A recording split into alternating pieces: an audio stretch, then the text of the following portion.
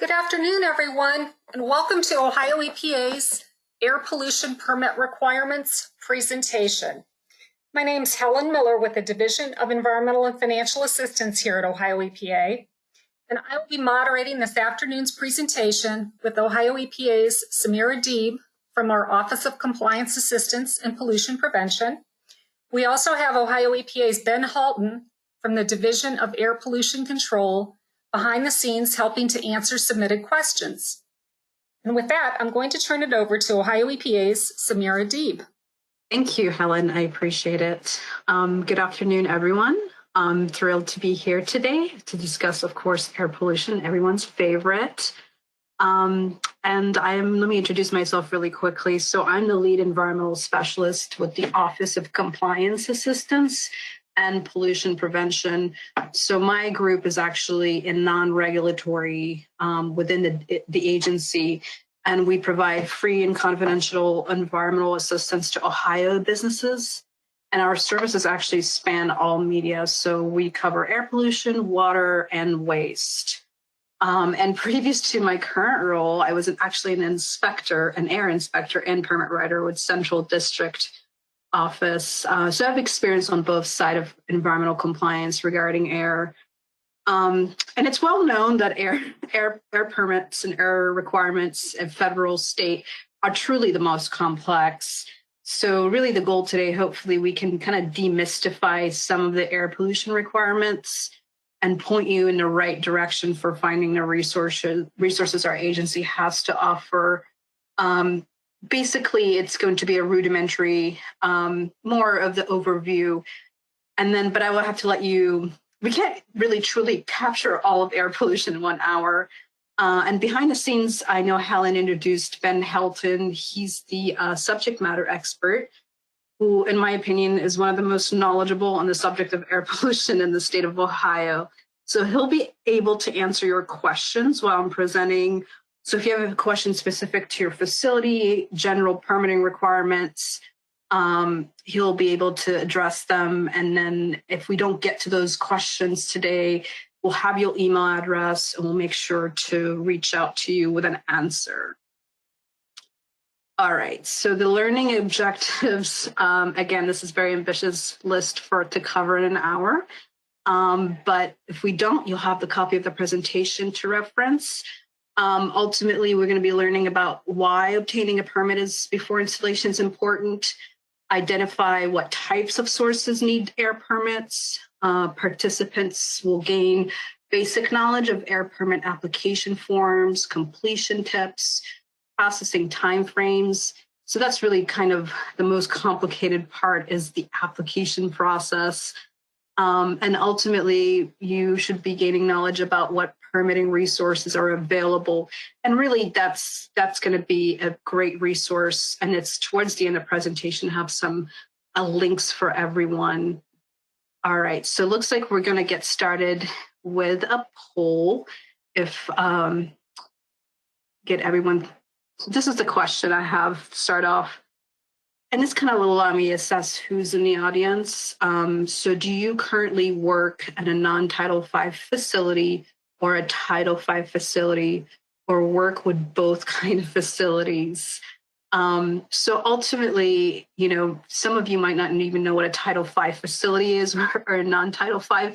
So I'm going to do it really quick and jump to the next slide, and we're going to come back to the poll question, just to give you a quick overview.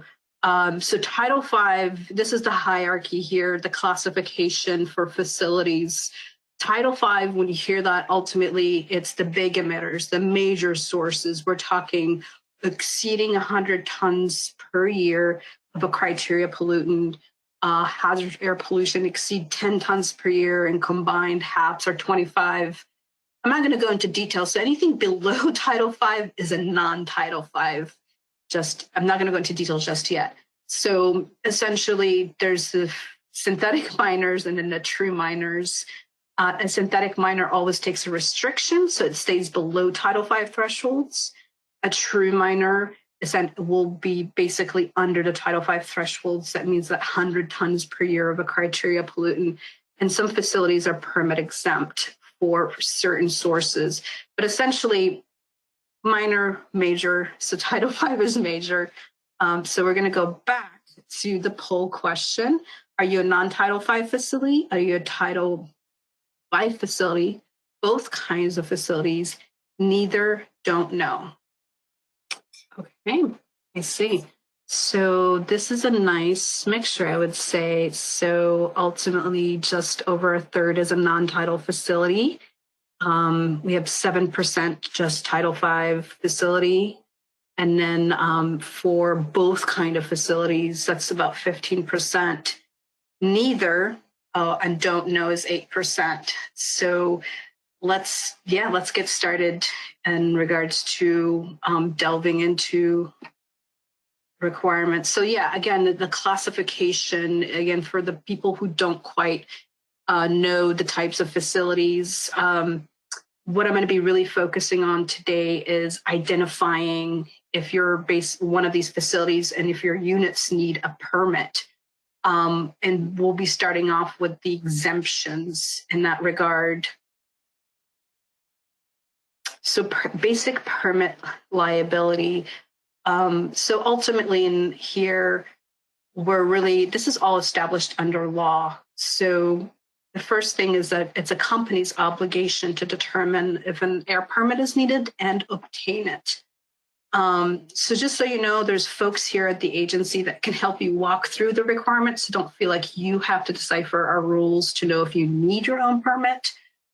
Communication is ultimately key, whether it's your inspector, permit writer, or the compliance staff like my team.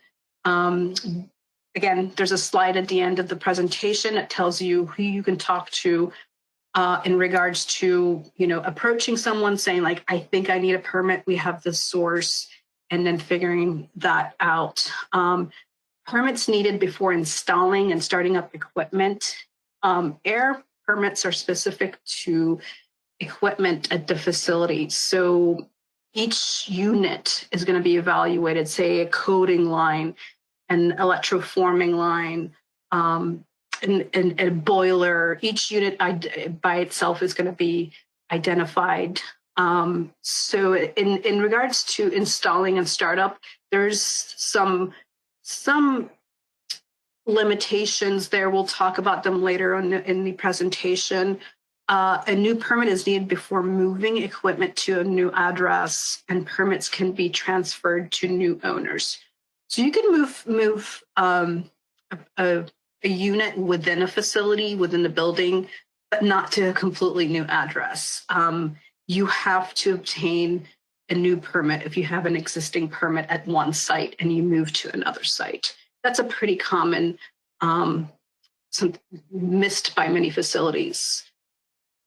Why are permits important? Ultimately, the obvious answer is a permit is a legal document that outlines all air pollution rules and requirements that apply to your facilities. Permits should contain all requirements necessary to achieve compliance. Since the permit lists all applicable state and federal rules, it's essentially your cheat sheet for compliance. And what happens is that during inspections, inspectors go through the permit to see if requirements are being met. So the permit kind of sets you up for a problem-free inspection, obviously if you're following it. And as part of the inspection, the inspector will also do a general walkthrough. So they'll look at your permit and literally go through each requirement to make sure you're in compliance. And then they'll do a walkthrough through your facility to see if you need, and they'll evaluate other sources. They might see maybe perhaps an emergency generator that doesn't have correct permit and such on. So in that regard, that's why permits are important. So the common violations when it comes to air pollution, ultimately what we have is people installing and operating equipment without obtaining the proper permit. And then not maintaining records required by permits. And then that's probably, as an inspector, boots on the ground, that is the most common violation. Monitoring and record keeping. It's basically the paperwork exercises. exceeding permit limits. So some permits will have emission limitations. And here in the pictures, you'll also see that there's these visible emissions. We call them particulate emissions. And I'll discuss that in detail later, but those are exceedances. There's opacity limitations. These are also the most visible to the naked eye, and such your neighbors, Ohio EPA inspector walking by and they see this black smoke or these, dust emitting. Also, inspectors can differentiate between what would be steam versus what would be particulate visible emissions. Steam will be, denser looking, like back here, have shadows. So those, and then ultimately the worst, really the most serious ones in regards to violation is involving equipment, control equipment that breaks down, that's not being maintained, and exceeding limitations, because ultimately those can lead to environmental harm versus, just the paperwork type of the violations. So what needs an air permit? So this is probably the most difficult question, and there's no definitive list to really truly hear. That's unfortunate, but ultimately my team has come up with some rules of thumb we'll go over. And, here really, you hear air pollution source, air contaminant source, emission unit, those literally mean just the boiler, the coating line, and that's how things are evaluated. Each separate activity or operation that emits air pollutants. So it's, the particulates, the NOx, SO2, VOC, carbon monoxide, lead, HAPs, those are hazardous air pollutants. Those ultimately, the evaluation of these pollutants, emissions into ambient air is what tells us if you need an air permit or not. So basically, we'll discuss how that is evaluated for each unit. So those are the rules of thumb. We're going to start off with in the next slide. So the 4 rules of thumb, where my team came up with this guide to determine which pieces of equipment you might see at your facility that would need an air permit. So anything with a stack, vent, or dust collector. Ultimately, if equipment is exhausting air outside of the building to a control device, they're likely there's an air contaminant involved. Some things that use solvents, paints, inks, adhesives. Again, coating operations or parts cleaning, solvent cleaning. Something that burns fuel, source of combustion, such as engines, boilers, heaters, and such. And then other operations that might cause smoke, dust, or odors. Here in the picture, you see this is a coating operation. You'll see this is a roadway, and then there's this vehicle with all this dust being generated.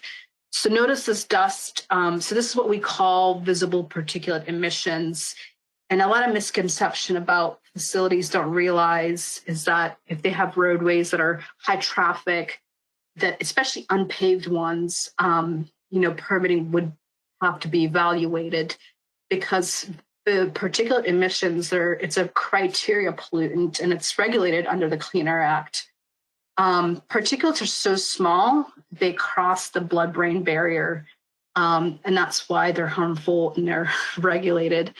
So if there's high traffic at your facility, roadways should be evaluated for a permit. So these are the common things that need an air permit. And, here we have boiler, printing press, paint booth. Again, these are things that are emitting volatile organic compounds, VOCs. And here in the lower right corner, again, you notice the dust from the conveyor transfer point, storage pile loading. And though you can't see in the picture, there's probably unpaved roadways that have also the same potential from both traffic and wind. So yeah, so typically the paint booth, and printing presses and dry cleaners, you'll notice the odor from solvents as they evaporate. And the pollutants of concern, like I said, is VOCs and HAPs. So HAPs, the hazard air pollutants, those are classified as having some sort of harm to human health at certain risk levels and doses, and they have to be evaluated in modeling later on. We'll talk about that. But I think toluene, xylene are some examples. A source that also has particulates, odors, and VOCs is the paint booth. So actually, you'll have filters in these paint booths that capture the particulates. Hopefully there is filters. And then finally, products of combustion, like the boiler. So it's like the invisible pollution. It's generated, like again, by stationary engines, to be specific, of all sizes, on-site emergency generators, boilers, and the sources here of air pollution that's are regulated. We're looking at particulates again, carbon monoxide, NOx, VOCs, SO2 emissions. All right, so does everything need an air permit? So this is the part where we're going to go over all possible type of exemptions. That should be the first step that you take at your facility when you're looking at a source that you think needs an air permit. You're going to say, okay, one of these three exemptions does the source fall under? And that's what we're going to spend some time really kind of delving into here. So there's smaller sources that emit air pollution in low levels that permitting isn't necessary. So the agency has come up with exemptions. And there's three main categories for these are minor, smaller sources. And let's get started with permitted exemptions. See here. So there's about 60 plus types of these exemptions. I included a fact sheet actually in the handouts for that is specific to exemptions, so you can reference, but it's from the rule, the Ohio Administrative Code, Chapter 3103, that details them. So really here, this is where you're going to start to see if any of your units fall under here. So we'll look at some examples in the next slides here for these exemptions. So lab fume hoods, any boiler heater under 10 million BTUs per hour, storage tanks that are under 815 gallons. I know it's a very specific number. It's actually because of it correlates to a federal rule that would apply to these storage tanks and it's organic liquids that are in there. And it has to be equipped with submerged fill. And then let's look at some other exemptions. So solvent stills under 20-gallon capacity, small solvent washers. Within the rule, it specifically describes parameters that needs to be met. There's actually 10 additional exemptions right now being proposed in a new rule package that will include like animal crematories, portable sawmills, and such. So let's go ahead and do another poll. So the question is, because I talked about roadways already, in Ohio, roadways and parking areas are eligible to use which of the following regulatory tools? And regulatory tools, again, is those exemptions that I'm going over. The de minimis exemption, so that means it's under 10 pounds a day. We're discussing it later. Permanent exemption, this is what I just discussed. A permit by rule type of exemption. A general permit, this is a canned permit that's specific for common sources. Or a case-by-case standard permit. That means it's a permit that was written by a permit writer just for your facility. And we'll go ahead and start the poll. honestly, one of the options should have been just all the above versus pick all that apply, because the answer is all of these apply to roadways. So roadways could be de minimis. There's an exemption written in the permitted exemptions in the rules for roadways that are, that have under 2.48 and certain vehicle miles traveled. Same thing with permit by rule specification, and general permit and case by case permit. So lots of options when it comes to roadways. The idea is to make them painless because they're so common. That's why a lot of them end up falling under the permit, but rarely they'll go case by case, but there is it definitely applies. All right. Let's get back into the permit by rule provision. So this is our second exemption that we're evaluating today.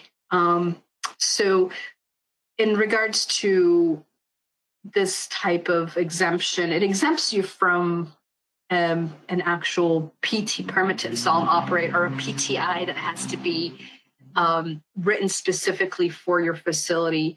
It includes simple one-page notification is all that's required. And there's no wait and no fee in regards to this type of permit exemption. But it will ask you to comply with some predefined operating conditions and record keeping. They're very minimal, usually. I'll use a few examples here. Let's say the two most common ones that we see at the agency is definitely the gas-fired boilers and heaters. So for example, if there have to be only capable of burning natural gas, they can't have the capability of burning number 2 fuel oil. And then they could be up to 100 million BTUs per hour. So if you submit a notification for a PBR that says, hey, I have a boiler, it's 99 million BTU per hour, it's only capable of burning natural gas, the monitoring and record keeping requirement is for that within the PBR is basically maintain monthly records of the total amount of natural gas fired, and then make sure that you could provide evidence that you only capable of burning natural gas. The other common one is emergency generators. So the agency receives many of these because ultimately everywhere has one. And the qualification here is a generator must be greater than 50 horsepower. So that's about 37 kilowatts, which doesn't operate more than 500 hours per rolling 12-month period. So that's the caveat for it being an emergency. And then the monitoring record keeping requirement would be you need to keep track of the hours on a rolling 12-month period basis.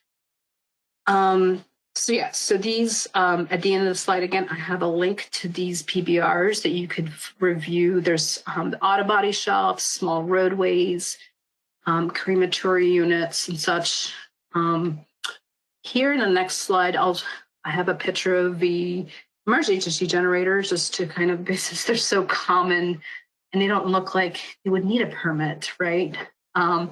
But again, the permit by rule provision is really kind of more of a permit exemption. But you're required to do the notification. And the last exemption we're going to be talking about is the de minimis source exemption. So this is under Rule 1505. And really, the other exemptions don't require calculations. This one does require a calculation. So you have to emit less than 10 pounds a day of particulates, NOx, SO2, VOCs, CO, or lead. So ultimately, those are the criteria pollutants and that are under the Clean Air Act. And then the other qualification is that you have to emit, by the way, the less than 10 pounds a day is evaluated per pollutant. But once, say, NOx exceeds 10 pounds a day, that's it. I mean, everything has to be, it doesn't meet the exemption. And then less than 2,000 pounds of hazardous air pollution, those are HAPs that I've discussed before, that there's a list of 188 of these pollutants issued by US EPA and can't be subject to federal rules. So this is sort of the, very short, abridged, qualification list for the de minimis exemption. So these type of exemptions would require the calculation, and it's called the potential to emit calculation. So that means the source operating 24 hours a day at maximum rated capacity, 365 days, which equals 8,760 hours. And that's the rules written that way, but it does allow for an exemption. So if you can potentially exceed 10 pounds a day, there's also an option to keep daily records to demonstrate that the emissions don't exceed the threshold. But ultimately, you have a record-keeping requirement, which would ultimately be what's in a permit, and that maybe allow you some flexibilities. So, say to add a second shift, that would, emissions would double. So we definitely recommend that you run either your calculation by your field office, a high EPA field office, and so they can verify your records and make sure the exemption falls within the rule. We'll talk more about those de minimis exemptions too in the calcs. So, all right, so now we went over all the exemptions that are available, and that's basically this tool here is a self-assessment. So step one was identify those 4 rules of thumb, what has a vent, stack, emits dust. And then step 2 was determine if the exemptions fall under for any of these sources. So that's what we just went over, the exemptions. And now we're at step 3. Like I was saying, if remaining operations can be de minimis, if you want to do, record keeping for that, you go into the rule for detail, make sure to talk to your field office about your de minimis calculation just to ensure, you're in a safe zone regarding not needing a permit. And then step 4 now, if your source that you're looking at, like say paint booth, doesn't fall under any of those 3 steps, now we have to assume that it needs an air permit. So there's different types of air permits, and ultimately, we break it down to Title V and non-Title V.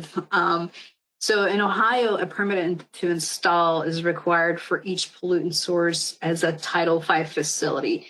So there could be multiple PTIs for each emission unit, and then there would be one permit to operate that all the units will fall under. So you can have multiple PTIs to install units, and then one operating permit where you would have all the units included in.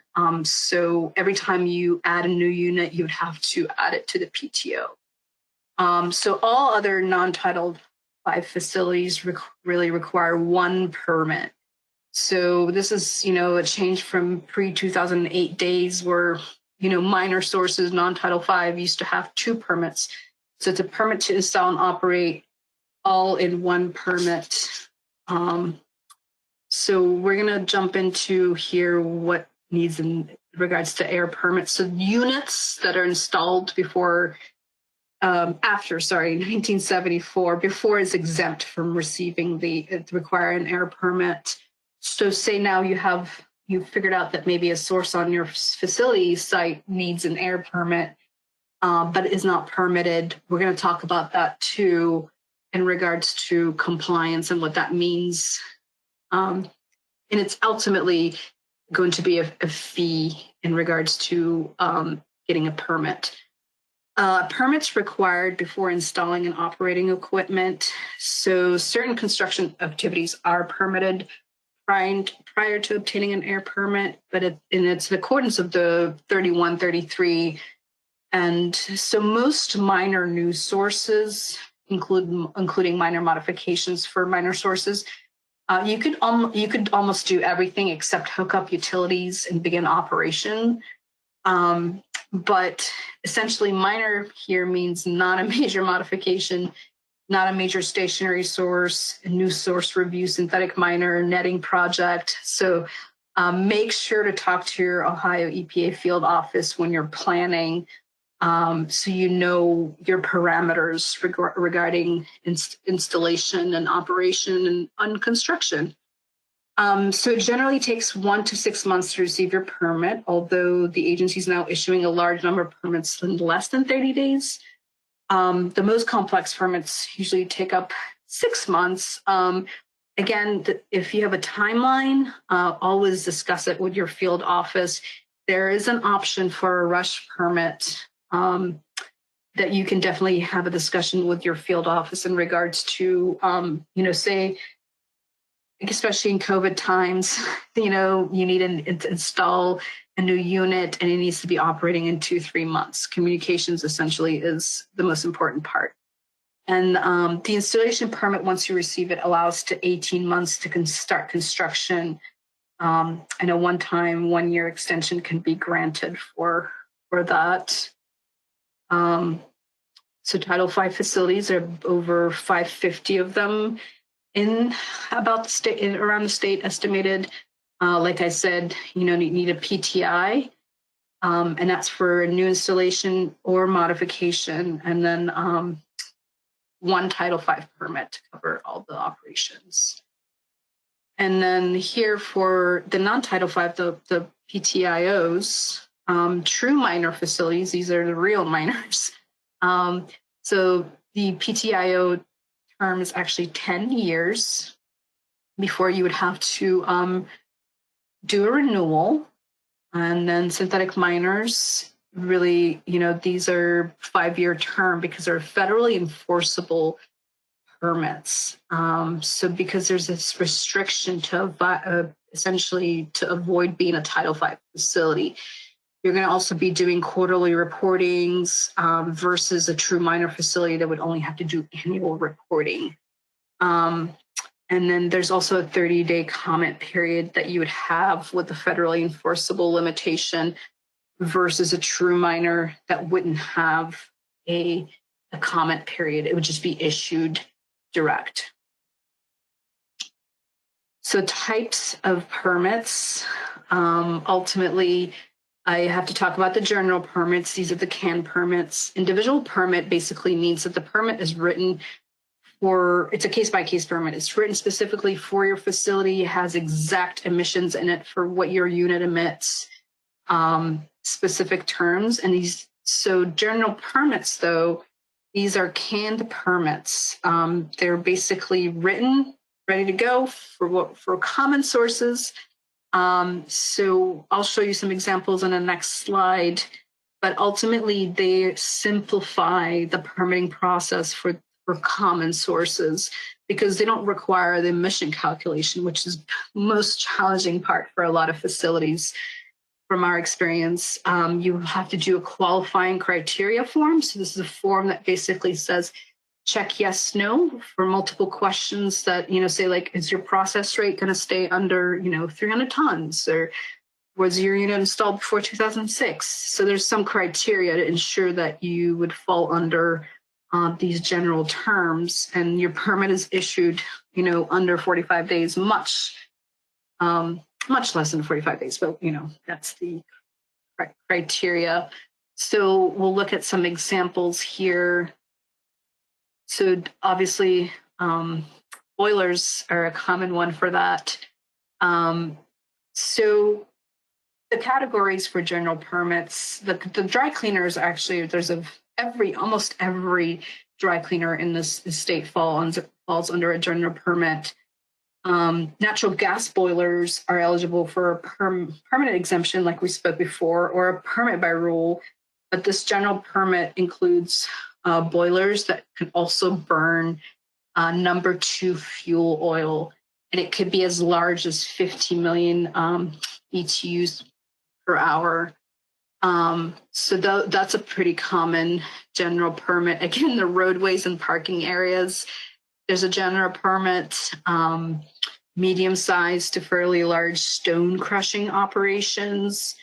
And then concrete batch ponds are pretty common ones. There's a metal parts painting, and so on. So there's more categories actually being developed right now in the new rule package. So, and then some I think these are all the ones that exist at the moment. So just so you know, this is all the ones that are currently available for facilities. So ways to apply for a permit. So you have the option of the old school way of a hard copy. And this is only not if you're a non-Title V true minor, you're allowed to submit a hard copy. But if you are a Title V facility or a synthetic minor facility, it's a mandatory that you would have to submit your application through eBusiness Center. So it's basically an online portal. And there's advantages actually to using the online portal, and that's for quicker renewals because all the information is there. The system remembers it, and ultimately a renewal becomes, a quick couple buttons versus starting the whole exact same, every piece of application from the beginning to end. So let's do a poll really quickly. So here's a question. Have you completed and submitted an air permit application for a facility in Ohio? So yes, I have without any external assistance. So that means environmental consultant. Yes, with the assistance of an environmental consultant. No, I haven't. No, but I will need to in the near future. Maybe after seeing this presentation, I don't know. And then the last option is I'm not sure if I need an air permit. All right, so this is a nice mixture. So yes, so ultimately the majority have not. And then about, let's say like about 40% said they have with some type of assistance or not without any assistance. So we have a nice mixture here of people. All right, let's get moving. I'm going to speed through to the remaining slides. So we can, now we're going to be jumping into the permit application. So ultimately, there's two sections of within Form 3150. The first section is really simple. It ultimately is looking at very general data about the company, signature, and then section 2 is the more complicated one. And then part 2 of the permit is the emission category form. And there's about 43 types of these emission category forms that are specific to your industry. And we'll look at that. So section 1, facility address, contact persons, applicable federal rules, annual PR. It's an annual report. You get to pick the date on a quarterly basis. Most facilities pick February 15th. And then if you have a trade secret claim, that's where you would do it. And then a signature. And that has to be from an authorized signature from the facility. And if you're a Title V, and it's going to have to be the responsible official. There's specifications for those requirements, so make sure you meet them. Section 2, so this is the most complicated ultimately. So you need to identify when you're operating, when you're installing, description of control device. If there's going to be modeling required, so that means if your hazardous air pollutants exceed 1 ton per year, you're going to need to include stack and emission egress point data. So best available technology. So this is if your source emits more than 10 tons per year, you need to be having conversations with your permit writer about what's the best strategy for a BAT. That's what they call it, best available technology. Don't feel like all the pressure's on you. You can have discussions and have with your permit writer and identify the best one. And then this is where in the permit, you would request voluntary conditions and limits. So if you want to be a synthetic minor or if you want to avoid modeling, you can do that because modeling is costly if you need to pay somebody to do it, or complicated, so you could take a restriction to avoid modeling. And then air emission data is required, and that will basically, we're going to look at the next few slides to how to do the potential to emit calculation. So the attachments for this section are the process flow diagram, and then the calculation looking into your actuals, and then the potential to emit. So the emissions data is we're looking at the criteria pollutants up here, the hazardous air pollutants. Air toxics are also for modeling, and there's 303 of them. Those were issued by the state in 2006. Again, these will create modeling requirements for if you exceed 1 ton per year, to ensure that your facilities is the ground level of the pollutant is not going to cause harm to neighboring fence line communities. Estimates of maximum emissions expected and potential to emit. So we'll jump into those, what you really kind of need to know. So there's two things, the emission factor and potential to emit. So the potential emissions factor is basically fundamental to permitting. It's the way to quantify emissions. It's representative value that attempts to relate the quantity of a pollutant released to the atmosphere with an activity associated with the pollutant. So say you're an asphalt plant, there's an actual an emission factor already developed for how much SO2 you would emit. If you're a glass manufacturer, if you're a roadway, these are predetermined, and you can find them in AP 42. It's an engineering guide, material balance, industry group. Stack testing is the gold standard, but not required always for the smaller sources, and so on. And then potential to emit, like I said before, was that if you're operating every single hour of the year. So we're going to look at a calculation really quick. So here we have a stone crushing, and here on the right, we have a glass smelting furnace. So here we have an annual rate for a facility that's 900,000 tons of limestone per year. So we found this emission factor in AP 42, and it's 0.00059 pounds of particulates per ton of rock. We do the calculations, the maximum, the potential to emit here, and we ultimately get 0.3 tons per year of particulate emissions for the source at potential to emit. Here on the right for the glass furnace, this emission factor was developed from a stack test in the past. And then, we're doing 8,760 hours. That's what potential to emit is. And then ultimately we end up with 46 tons per year of SO2. So in regards to part 2, so that was part 1 of, so we're still in part 2, but to basically the detailed specs and capacity of equipment being installed is also needed within the EAC form. So this is the last part of the permit application, the emission activity form. So there's, like I said, about 43 of them. You have to put in your material usage, your fuels, production rates, types of pollution control measures. And here in the next slide, I have an example of one. So this one's for surface coating operations. So it will basically ask for, the air gun specific, if it's airless, in regards to this, if you're using spray, if HLVP. So it's going to ask for more detail of your operation. These are usually 1 to 2 pages long. Okay, so that's it. Well, so that's ultimately everything that fits in an air permit application that you're required to submit. And if you were doing this online, if there was something that you missed or you didn't fill out, the system will identify it for you.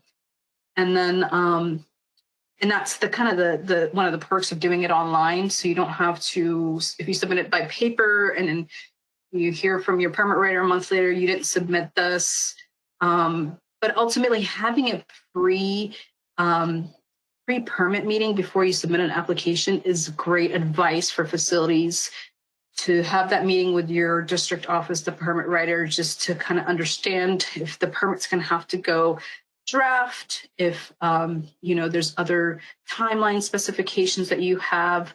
So it's always good advice to have a pre-permit application submittal meeting, so you know exactly what to expect moving forward. So how much does an air permit cost? That's a pretty common question. So yeah, you submitted this app. There's no application fee though, so that's the positive. One-time permit fee for installs and initial installs. So renewals, there's no cost to renewals, but for modifications, there's a lower cost associated than an initial install. So fees vary depending on types and capacity of equipment. So it's from $100 to $1,250 per unit. So for example, if it's a boiler that has a million BTU rating between I think 10 and 99 million BTUs per hour, that would be $400 as a permit fee. Concrete batch plant, say that has a process weight of 0 to 1,000 pounds per hour, that's going to be $200 a unit. So there's a link to this schedule. And I just kind of included what happens basically after you submit your permit application. So this is kind of what happens behind the scenes. So I'm going to skip this so you could reference it later. So it's just 5 steps.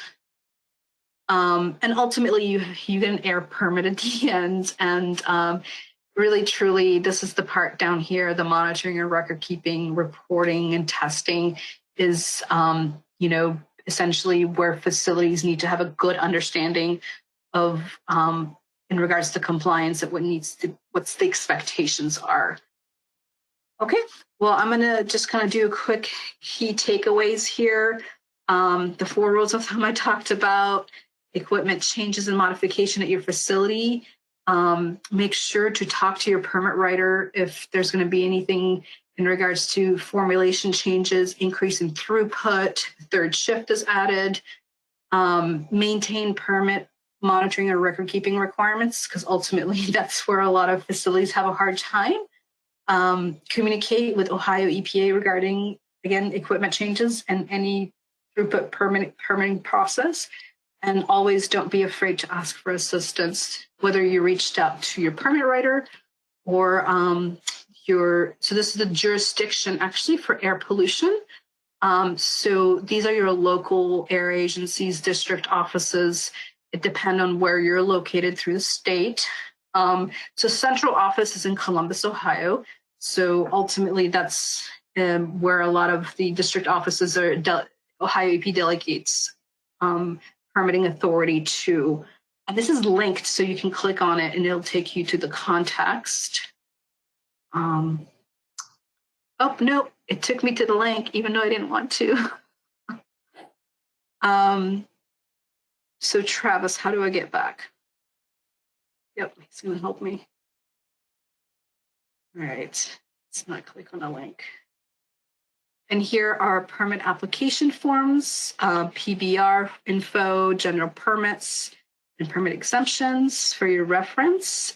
Here's a little, this is my program that I'm with. Again, as I described, if you need help or assistance with understanding regulations, permit requirements, or application, you need help with an application.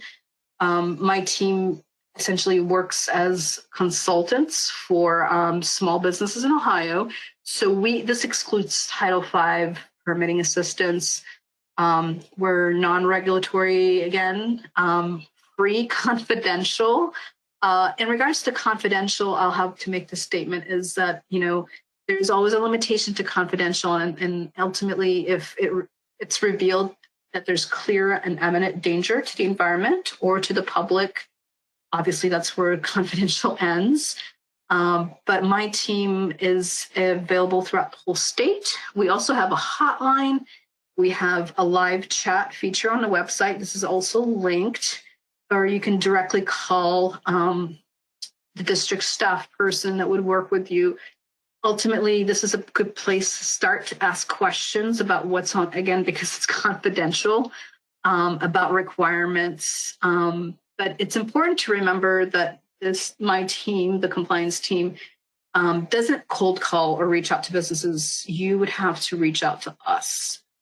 And then one more thing is that there's another resource that I was going to share. It's our Ohio Customer Help Center.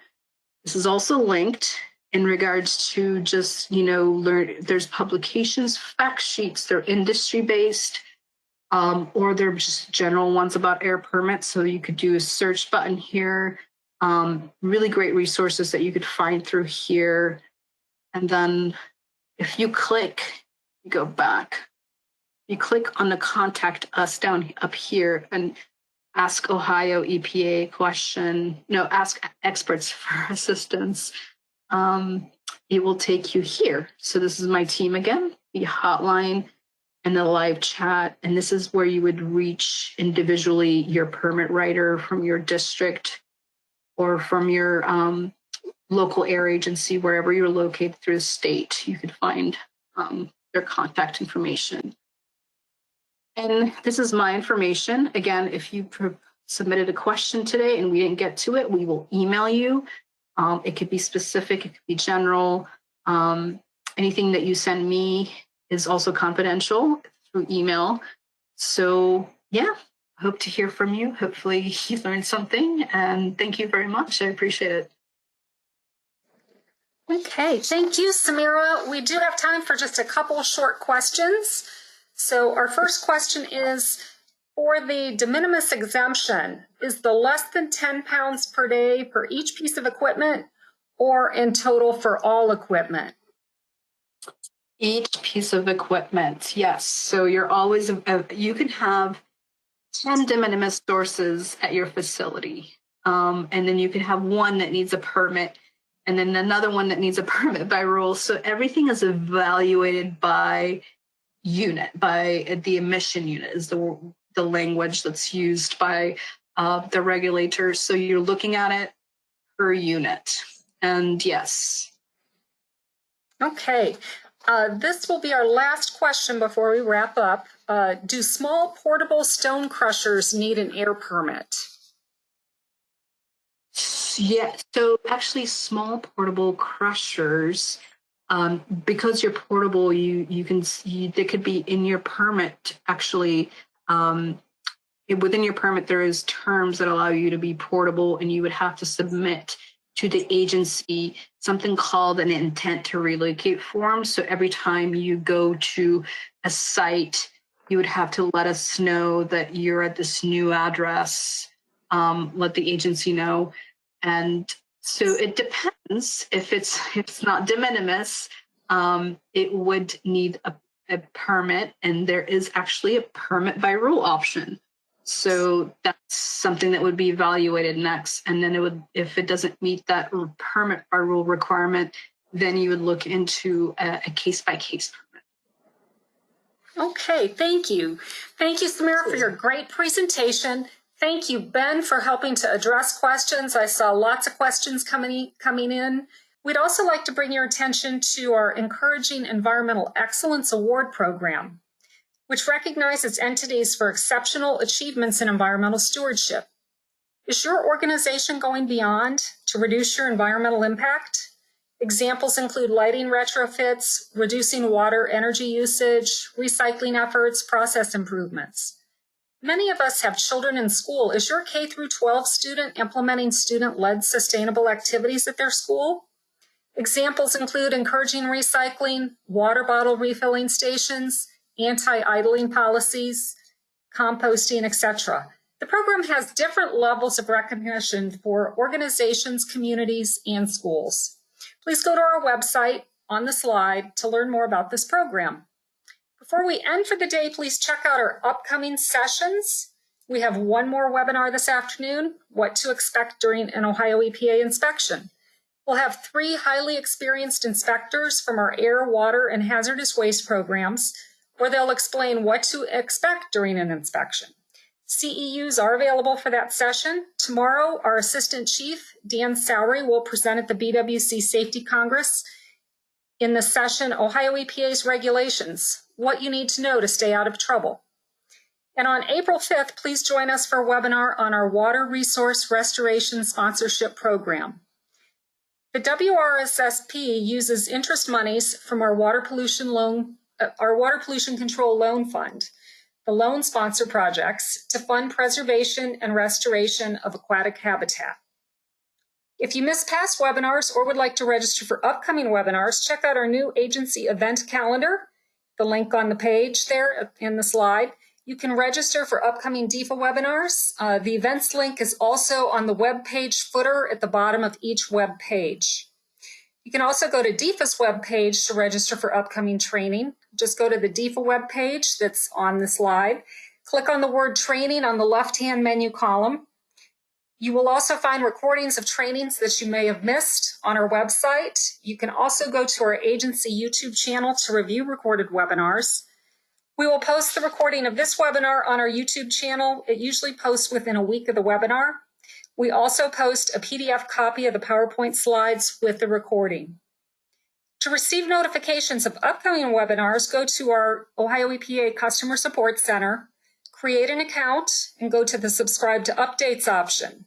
And that link is also on the page. The customer support link is also at the bottom footer of each web page. And with that, we will end today's webinar. Thank you for joining us and have a great day.